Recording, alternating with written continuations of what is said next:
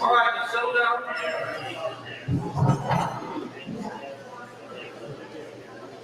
Hello, everybody.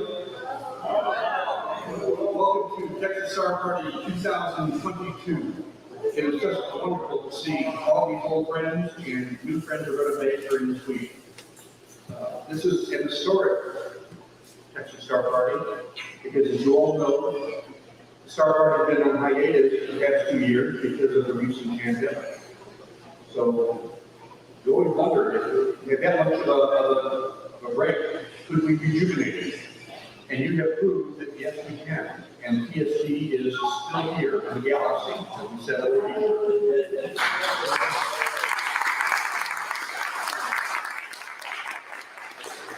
One of the bridges from the dark days to now is the work which was done for the virtual Texas Star Party last year. And I see Will Young here. Is Joe here? He's in here somewhere. So, Will Young, Joe Kaler, and Don Selling put together this amazing online program, the Virtual Texas Star Party, reaching speakers around the world. And it was just magnificent. So, Will, I'm going to tell you to just think about it.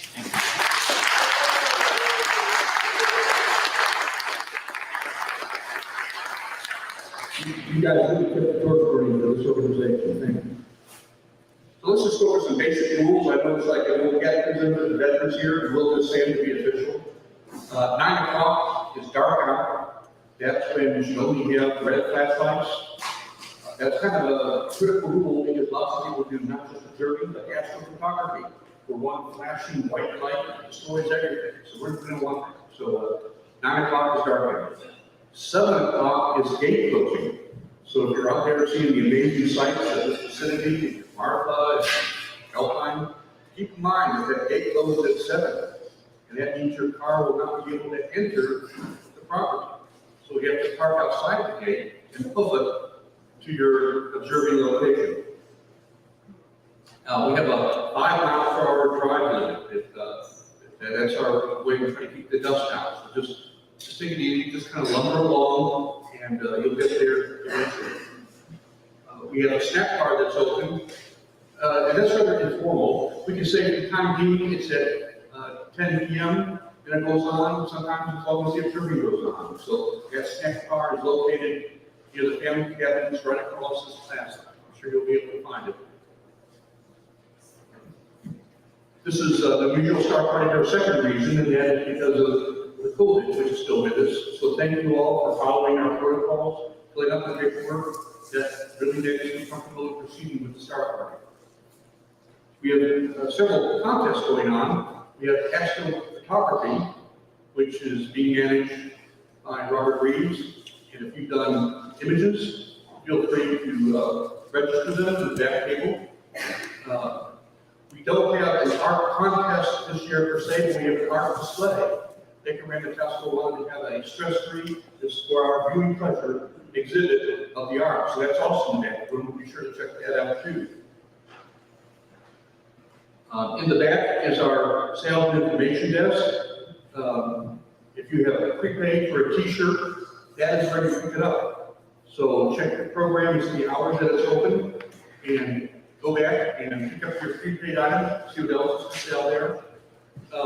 For those of you who have signed up for the tour to McDonald Observatory for Thursday, signing up is the first step. Second step is to go back to the sales and information desk and purchase a tour ticket.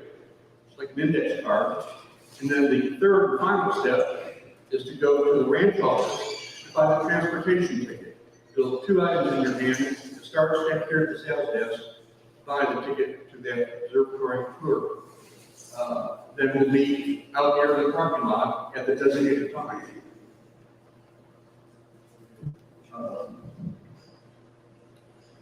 As you see there, for those of you who've been here before, they made some architectural changes.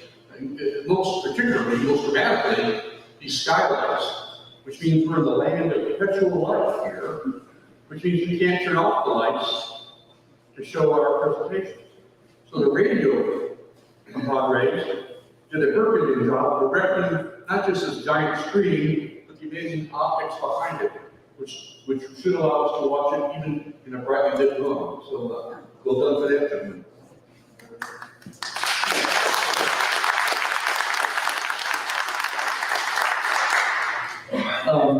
It goes without saying, if we have any issues or problems or questions, you see anybody the Texas Star Party staff hat like this, or they're carrying a radio, either that person can help you, or they can put you in contact with someone who can. So don't hesitate to grab them and say, whatever the issue is, we'll be glad to help.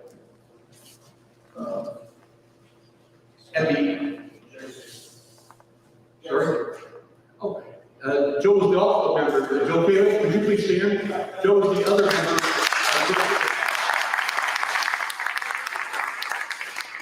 Of the Virtual Star Party team, and it was just a seamless presentation. They go flashing there to strong return to the States, to those in Africa. They pitched an amazing array of presents for people to watch. It was certainly a credit, so thank you, Joe. I think that's about all we have at the top for the time being. For Wednesday and Thursday, be sure to bring your ticket with you, which is what you got when you went back to that desk to do your business there. And that ticket goes into a drop box on Wednesday and Thursday, and that allows you to be eligible for the Great Texas Giveaway. And we stash our goodies we collected from vendors around the country. That's a sum of basic information.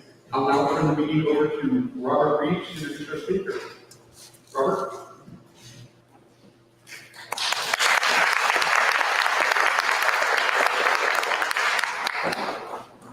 Well, that's loud. Who introduced you? First of all, Stephanie is going to be our evening speaker, but I want to talk about a success story from the Texas Star Party. In 2013, I started to notice this young lady overseas who was starting an amazing astronomy outreach program in her native country, a country that had just come into existence. It was just barely getting started. Yet this young lady had such a passion that she evolved this astronomy outreach program that eventually became worldwide known. The Astronomy Outreach of Kosovo, or AOK, which is so extensive it even has a patch flying on the space station. Now, once this young lady evolved and advanced her programs, but she was still in high school. I deliberately waited until she was 21 before inviting her to come to the United States and speak to the Texas Star Party, which she did in 2017. We thought we'd bring her over. She'd speak to the Star Party, go back to Kosovo, continue on. It didn't work out that way. We cracked the door, and this young lady took advantage of that, and her visit here to the Texas Star Party started a journey which is going to end with Vera Hussein getting her PhD in planetary sciences at the University of California, Santa Cruz. Vera, please stand up.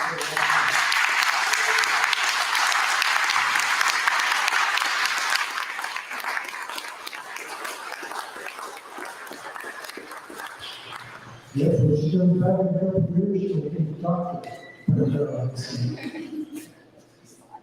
Are you the speaker tonight? Stephanie Anderson, I've had a very, very high honor and pleasure of knowing her for a number of years. Stephanie is an amateur astronomer, like we are. She has a degree in physics, but didn't go into research or academics. Her heart was with the job she had in the Colorado. A lot of you remember the old SMS Altica store that was national one in Denver. Stephanie worked there for years. And finally, the lady that owned it retired, so the store closed. And around that time, Stephanie was on the solar eclipse expedition in China and met her future husband. So she moved to Seattle, Washington, to be with her husband, but her heart was still with the astronomy retail industry. So she started her own astronomy store with her partner, Matt. And we know that today as Library Rockets in Seattle, Washington, which is becoming one of the really heavy movers and shakers in the astronomy retail business. And Stephanie was in command of that. So she's extremely knowledgeable amateur astronomer, and she knows just about anything there is to know about astronomy equipment, astrophotography, the integration of software, the whole nine yards. She's a walking, talking encyclopedia on this stuff. So if you see her out in the field and you have a question, she can probably answer. But tonight she's going to talk to us about keeping the spark alive in your astronomy. So I'll give you Stephanie Anderson, Library Rockets.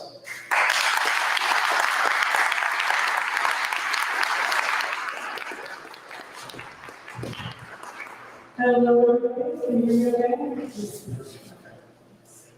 All right. Thanks for the introduction, Robert. Appreciate it. This is actually my second time in the Texas Star Party. I was here once, maybe 15 or 20 years ago. I came as a vendor with SMS Optica. And because we were in the vendor area and we were staying off site, I got to experience very little of the actual Star Party. So this is the first for me. It's been amazing. Thank you all. Getting to the topic today, one of the things I think a lot about in my role as the owner of an astronomy business, but also in my involvement with the Seattle Astronomical Society, is where is the next generation of astronomers going to come from? How are we going to engage new people into the hobby? And so to tackle this issue, I kind of started with my own experience. I know that I represent a couple of demographics that are not as commonly seen in amateur astronomy. So women, and also, even though I'm now officially over 40 and middle-aged and no longer a young person, I am solidly at the younger end of the demographics for amateur astronomy. So, and I did start this, I actually had an interest in astronomy, starting at age 8, but around age 19, that's when astronomers found me. And I don't mean like swaddled in a basket on the doorstep, left there, and then raised by astronomers. But the amateur astronomy community, like in Pandera's situation, was very supportive of me in getting my education. So they supported me all the way through my bachelor's degree, and now continue to support me as a small business owner. So I do think I have sort of that background that hopefully we can bring to bear on this problem. So basically, I'm wanting to pay that kindness back to future generations, and I'm looking for new ways, innovative ways to connect with younger generations. So, okay, the female perspective.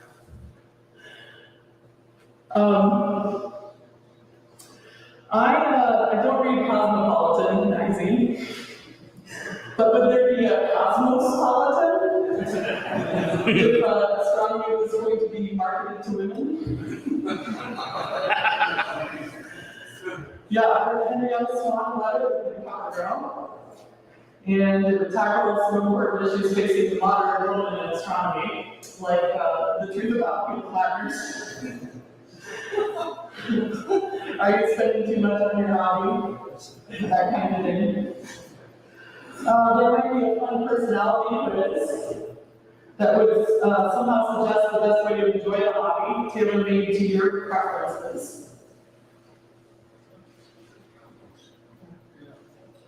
There we go. Okay. So maybe we can figure out some sort of personality-based way to enjoy astronomy. But let's see. Let me go to the next slide. So in reality, there's nothing particularly gendered about my experience in astronomy.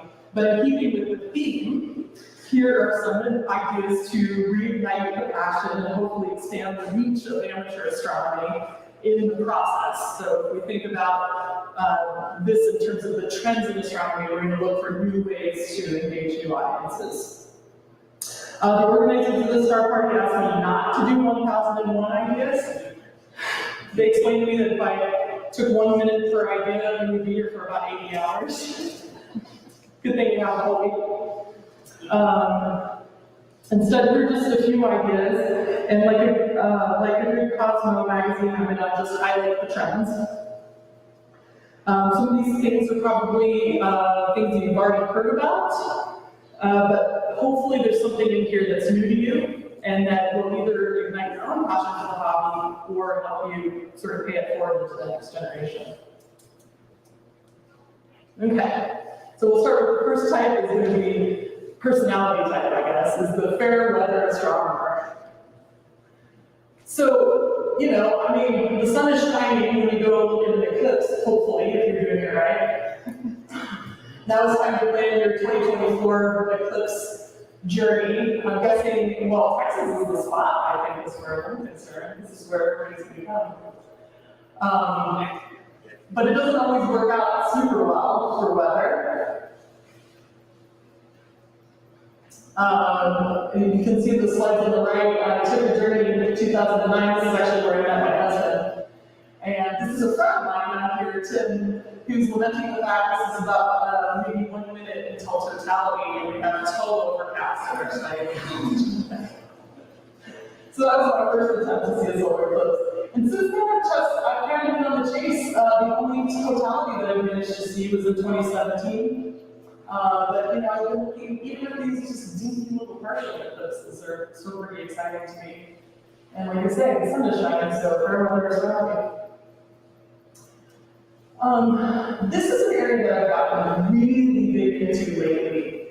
And this dovetails into another topic that I'll get into later. But there are some very small telescopes that you can fit into a suitcase these days, and really nice little refractors and some small maxitops. Lithium batteries are really lightweight, you can carry them on the airline now to some extent. Get a carbon fiber tripod. And then we have these new weightless mounts. So that when I say weightless, they don't require counterweights. So you don't have to carry counterweights in your luggage anymore. And I want to kind of show you this. So the system that I show up here in the photographs, I have a version of this with me here at Star Party. I flew here from Seattle. And everything telescope and up. So the telescope, the camera, and the electronics all flew in a carry-on, a rolling carry-on bag. And everything from the mount down went into my suitcase. And I was able to take this whole system to Hawaii. So talk about fair weather astronomy. Plus I get a nice view of the southern sky at the same time. And to make it even more appreciated, I was able to do it right out of the balcony of my condo, so I didn't even have to go outside. Really. But these are the mounts that I'm talking about. The one on the lower right is the one that I actually have. That's the one that's been on the market for a little while. It's called Rainbow Astro, their little RST 135. And the reason this thing works without counterweights is a little thing called a harmonic drive. And I'm just going to show a little video. I'm not going to show you playing the audio with this, but this is kind of a neat little doodad. It essentially consists of 3 parts, and they're going to expand it here in just a moment. There's a wave generator, which is kind of an oval shape. It rotates and it has an oval shape. And then that wave generator is fit into this flex spline, which is a flexible piece of aluminum that has teeth on the outside, pure teeth. And what happens is that oval piece rotates inside that flex spline and flexes it constantly. It makes it oval in different directions.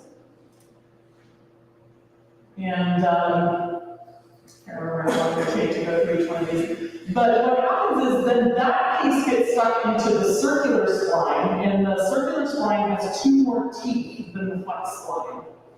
And so this oval shape gets spun inside of the circular spline here, and essentially the gear is always in contact with the circular spline. It never lets go, which means that it essentially has no backlash. And it also has a really, it can convey a lot of torque.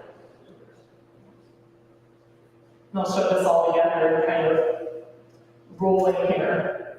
But these have been under patent until just recently. And so these were very expensive. And now there are about 3 versions of this, now that it's come out of patent, that are about to hit the market, and will make this about half the price. So I think you're going to see a lot of these popping up at Star Parties in the near future. People will be traveling with them. And so you can kind of see, because it has the 2 fewer teeth, how it walks through, how the inner spline walks through the outer spline. It's pretty cool technology. That little payload is like 35 pounds, by the way, so I've had a technical working on this thing. Pretty cool. Okay, here we go. So now, okay, another personality type, the technical astronomer.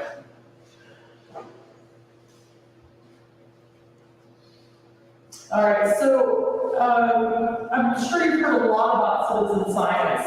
What I'm advocating for is sort of a passive version of that. Just being aware of the science that you can do. Like, for example, this is one of our community members in the Seattle area, and he was out doing some astrophotography, and the supernova happened while he was in it. And when he was looking through his photos the next morning, he noticed it. He saw no supernova, no supernova, very faint little thing, and then it brightens up and becomes, pretty obvious in the field of view there. You can see in that 3rd panel. So he reported it to the IAU, and it turned out he had discovered a supernova.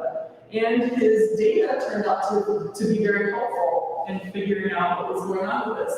And it was, this particular one was interesting, and so it got written up in a lot of places. There was a paper in the Astrophysical Journal, and he got listed as one of the authors because of his data, and then also mentioned in the International Business Times, which is cool, as one of the discoverers.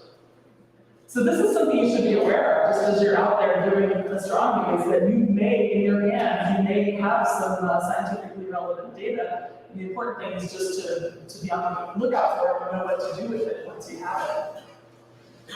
And along those lines, Tim Lewis was kind enough to share with me a photograph of the supernova that is in NGC 4647, just that little companion with M60.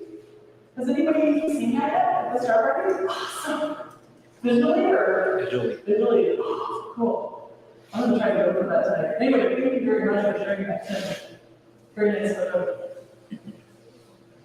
So these are your resources. The AABSO, if you want to do a more structured citizen science type of project, the AABSO is a great resource. They have, stuff going on with minor planets. They have exoplanet research. They have a little bit of spectroscopy. And they have nice resources for getting started and learning how to do that kind of thing. Lots of interesting information as far as the Smithsonian Center for Astrophysics, including the thing that I thought was fairly interesting on their website, is they actually have digitized all the old photographic plates. And you can go check them out, which is pretty cool.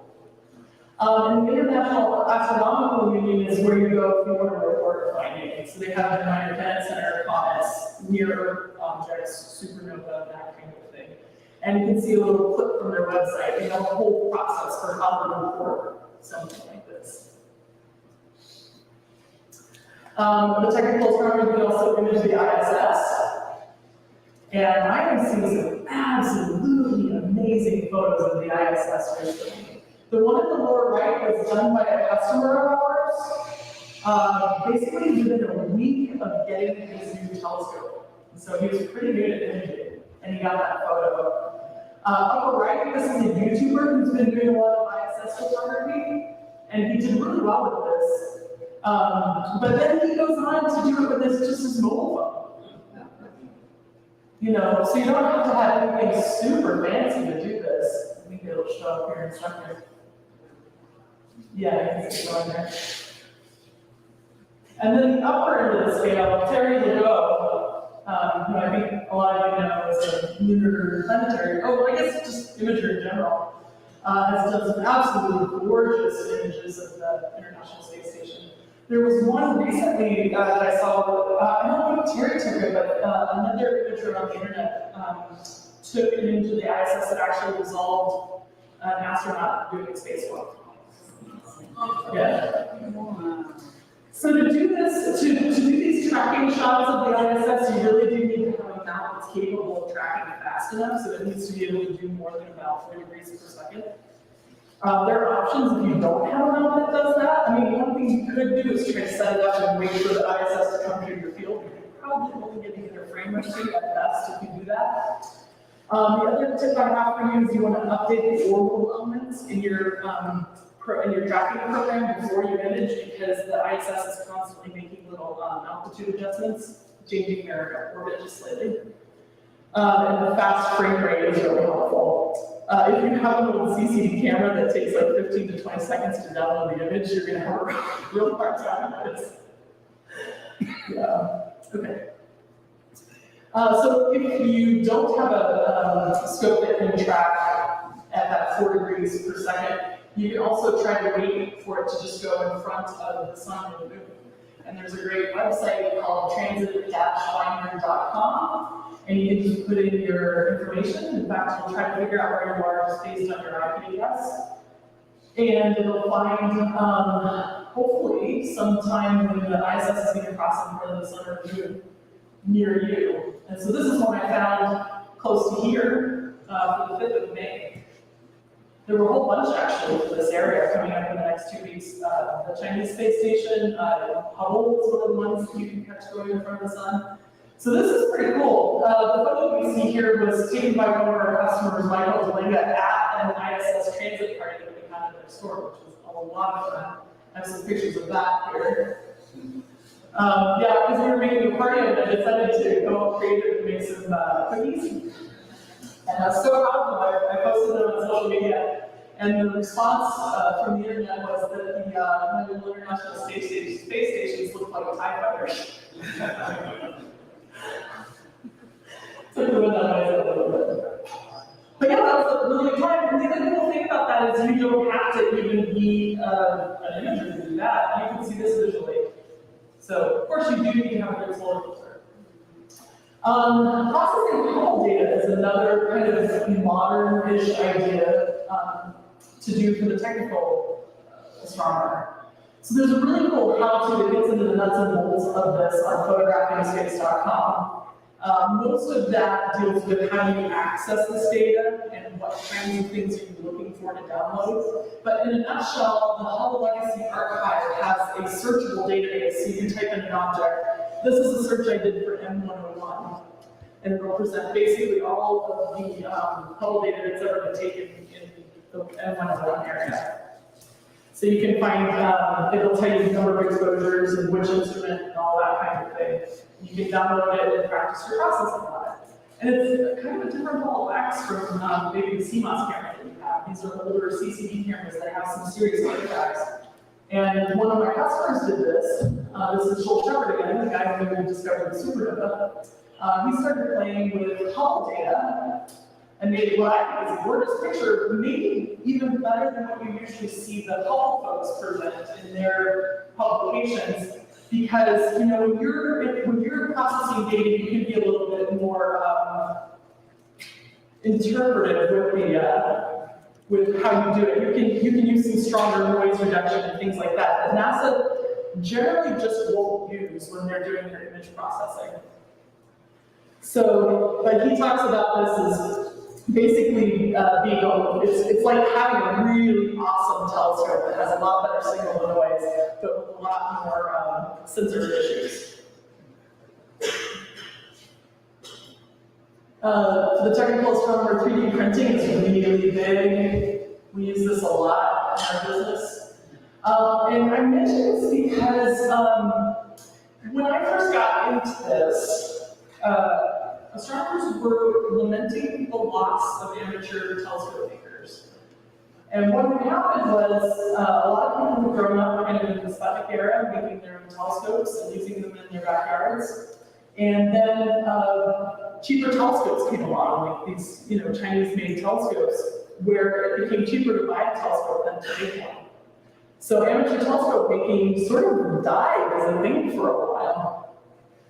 But now it's really kind of back, and it's 3D printing, it's do-it-yourself electronics, that kind of thing. And I thought this was really neat. These are from a website called thingiverse.com. And thingiverse.com has a whole bunch of 3D print models that you can download and print yourself if you have a 3D printer. So somebody made a gorgeous little model of the James Webb Space Telescope, and then on the right there, that is a fully functioning 8-inch Smithsonian, all 3D printed and free to download. I guess you could gotta buy the optics, or maybe the optics. And then we also use 3D printing in my business, so we made a number of adapters, control holders, that kind of thing. So this is a really useful thing. If I need a little bracket to make something work on my telescope, I just design it 3D printed these days. Even a lot of astronomy companies are selling, products that are 3D printed, like back-off masks and little mounting things that go in the hot shoe of your camera, the little finder, that kind of thing. All 3D printed. Okay, now, the off-season astronomer, aka the Seattle astronomer, since it's almost always the off-season for us. Okay, so in the off-season doldrums, kind of a modern thing to do to keep your head in the game for astronomy is to basically Marie Kondo your gear. Organize it, put it away. If you've heard of Kaizen foam, it's this really great high-density foam that's glued together, but it's in thin layers, and you can cut out layer by layer the exact shape of the thing that you want to put in there. It is so OCD and it's perfect for astronomers. And this is a really great version of that there on the upper right, where I found on cloudy night somebody had just made a perfect thing for all of their eyepieces. That's a lot of fun. They can sell all these accessories for, hot knives and things for cutting it out perfectly. The other thing you can do is get your cable mess managed. This is a lifelong struggle for me. Both of these are my cables. So I used to go to star parties and I would just dump my cables kind of by a tripod leg on my jury cart. And I got a lot of grief for that, plus often a lot of my things didn't work. So my next upgrade was to just dump them all in a bucket near a tripod leg. But then one day I forgot and I left them out in the rain for 2 days. On top of that, the off-season in Seattle too. So this is something I'm always trying to do better on, and you can come by my rig up on the upper field and judge for yourself whether or not I've made any improvements on this. I try, I really do try. So that's something that can be done in the off-season. Okay, now the lazy astronomer. What can we do if we're just too lazy to even bother? So this is a favorite of mine. So these little planetary cams often come with an all-sky lens. And I haven't seen many people do a lot with these, but it just comes in the box. Why not try that? So you can take a time lapse with these things. This is a star party I went to. And I had to work, so I didn't have enough time to pack up my astro gear, so this is the only thing I brought. I just put it on the table and watch the Milky Way go overhead. And watch the star party happening around the edges here. Space station goes over a couple times.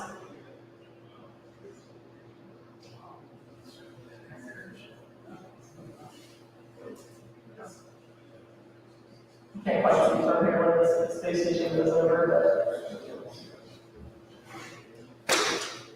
there it is. There it is. That's pretty cool. Do the next slide. So this is another one. This is for my house. A good friend of mine and I set up in my backyard. We put our telescopes as close together as we could get them without them running into each other. And then I put the all-sky camera underneath it. And for 3 days I shot all-sky videos underneath it. You can see that my sky conditions are not that great in Seattle. Not really as good as that dark sky site. But to do this is real simple. There's a capture program that I downloaded. It's free. It's called SharpCap. It's really easy to use, very user-friendly. You just take a frame like every, say, 30 seconds.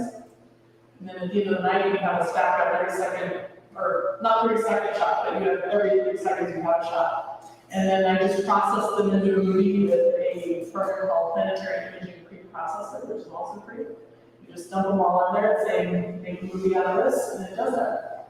Pretty cool. So even if you're not very technical, this might be a good entry for the technical side of the hobby.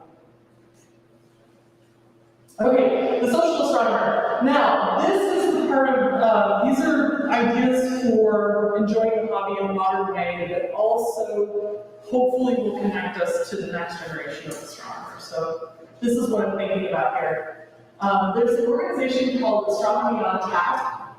They do monthly events at group hubs, and they feature usually like 2 to 3 talks. Sometimes they'll just watch a movie, like Cosmos or something like that. And it's really designed for just a layperson who's interested in astronomy. But it gives you access to astrophysicists and the science that they're doing. It's really, really cool.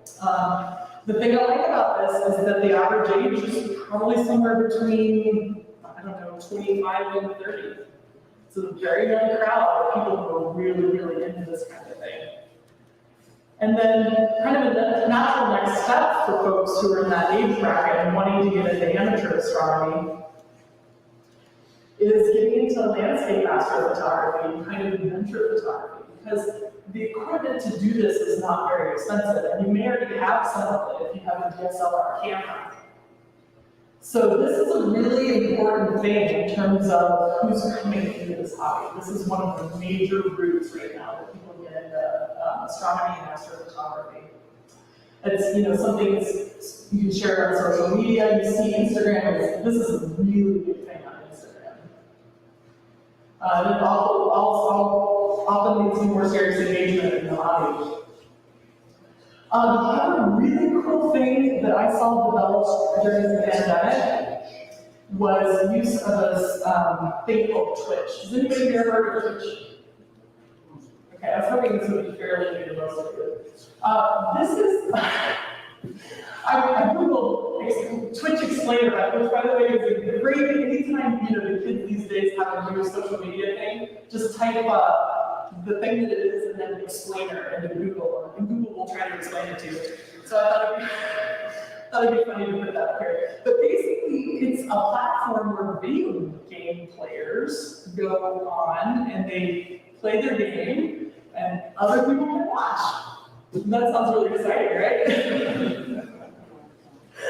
I'm like, why would we do this? But it turns out this is incredible for astronomy. This is a great outreach method. So anything you can take a picture of and put on a screen, you can do on Twitch.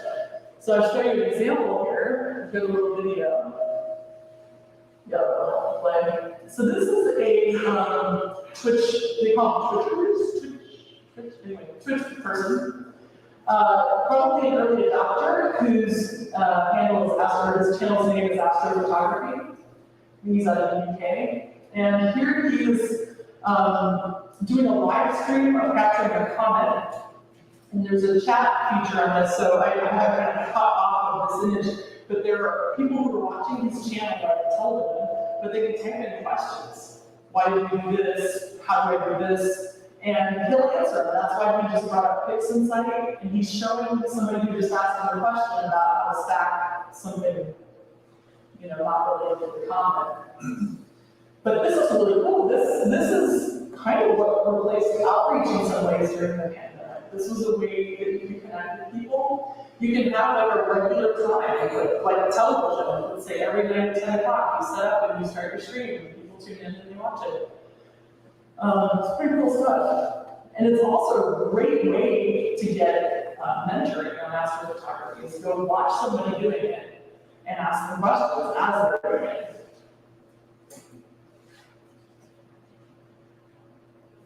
And then the other thing I like to point out is that I see a lot of special interest groups and meetups popping up. This is not really a new thing. The first time I saw kind of a special interest group meetup at a Star Party was, gosh, I don't know, probably 15 years ago. It was actually a Cloudy Nights group that met up in the very early days of Cloudy Nights. And they all got together and had t-shirts at a Star Party. But I see things like astrophotography groups, aurora chasers, landscape photographers popping up on social media. And those guys get together kind of outside of the normal established astronomical societies. And this is a place where I often find people who are brand new to the hobby, who are really into it and looking for help.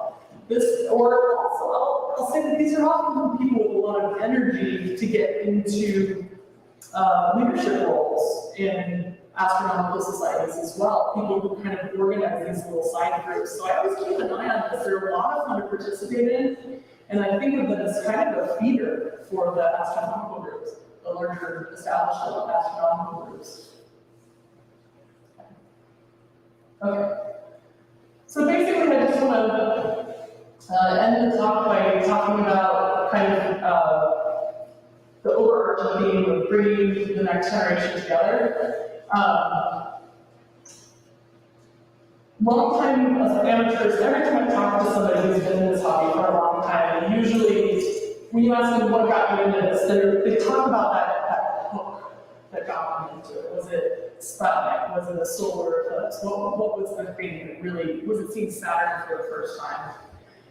We need to be looking for what hooks the next generation and finding new hooks for ourselves even, just to keep our spirit in Earth.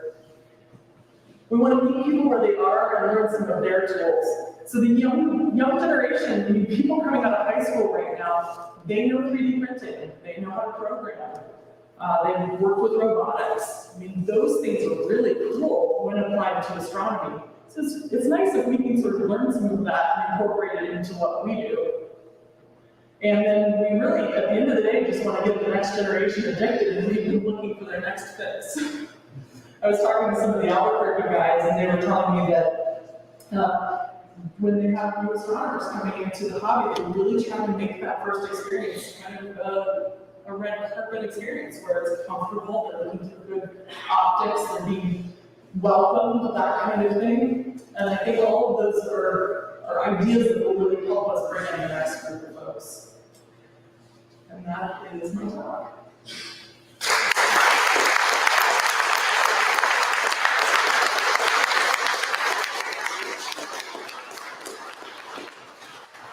Does anybody have any questions? Well, we've got one-stop shop, it's here for all your questions, no matter what. So we're here to answer questions for about 10 minutes. What's the name of your company is again? Oh, thank you. It's Cloud Break Optics. Say it again. Cloud Break Optics. Like, hopefully the stars will break through the clouds. When we started the business, every single person we knew said, why are you starting an astronomy business in Seattle? So we knew we had to refer to that somehow today when we put it together. Let's see some hands up here. Yeah. You provided a bunch of websites for these things. Is there any way we can get a list of them? Yeah, sure, absolutely. Yeah, just talk to me and I'll get that for you. Copies of your slides. Yeah, that would make sense. And it's typically will be here all week, so we can get back to her, anytime soon. Yeah, Put it on your website. we could do that. You can just download it. That's a good idea. Thank you. Yeah. One more question. So is your store located where in Seattle? Oh, okay, if you're familiar with Seattle, we're in the Ballard neighborhood. There's a ship canal that kind of goes north of downtown, and we're right on the ship canal next to the ship locks. So it's kind of near a tourist attraction. The salmon batter, a lot of people know where the salmon batter is in Seattle. That's where we're doing. Robert, I have a question. Dave? Since you're traveling with telescopes, and I've done this before too, it's kind of an interesting journey. Could you maybe share some of the considerations of traveling, like TSA considerations or airline restrictions, and what you do to overcome them? What do you watch for? Yeah, okay, that is an excellent question. 'Cause, yeah, twice in 3 months I've had to go through this. Restate the question. Okay, to restate the question, what are the considerations for going through TSA and maybe some of the other considerations for traveling with a small compact scope? So batteries are one of the big ones. The TSA allows you to carry batteries that are under 100 watt hours, and you have to carry them on the plane. And I don't think, now they don't have a limit on how many of those you can carry. Of course, it's all gonna add weight to what you're trying to carry with you. And if they go over 100 watt hours, I think it's like between 100 and 200 watt hours, you're limited to 2 of them. So if you have a travel companion, it can be your lithium mule. The other thing I ran into is you probably want to take apart fragile pieces. I mean, if you think about how manufacturers ship you telescopes, like the parts that aren't assembled, those are probably the things you want to take back apart before you let the baggage handlers handle your gear. I found that out from this trip. One of my guide rings got smashed. So, and that's totally my fault. I should have taken it off. I thought I had it padded well enough, but that was not the case.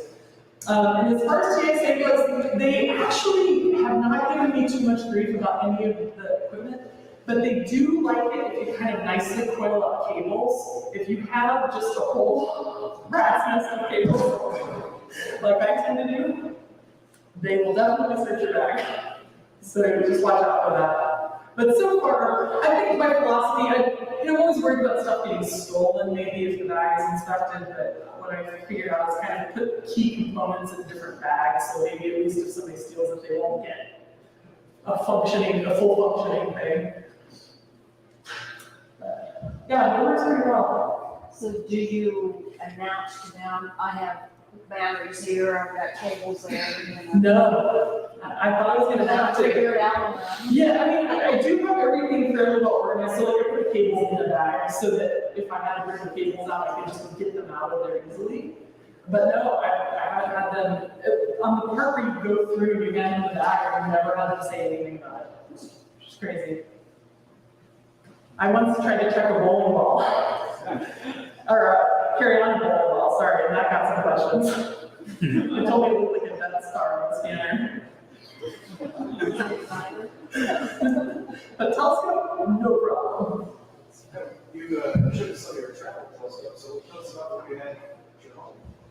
Oh, okay, yeah, he asked what telescope do I have at home. I have them all because I have a telescope store.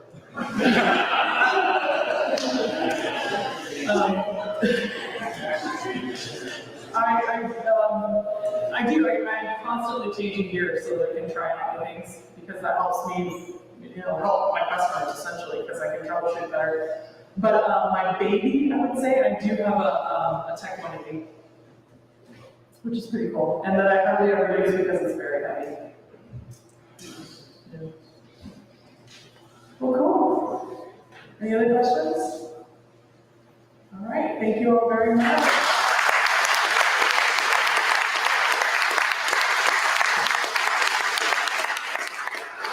And so I really did an outstanding job of relaunching the Texas Star Party after 2 years. It was fantastic, phenomenal presentation as we keep going to.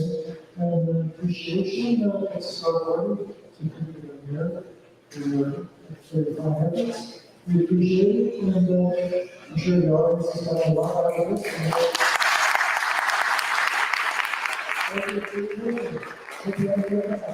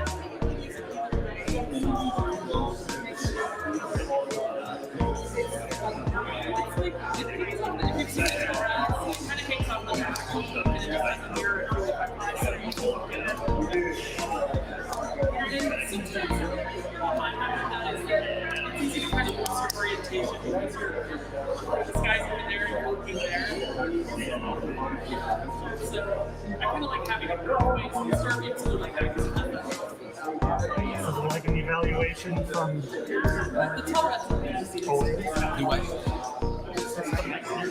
Yeah, we're still, yeah. But I mean, it's just the outro. We're just doing an outro.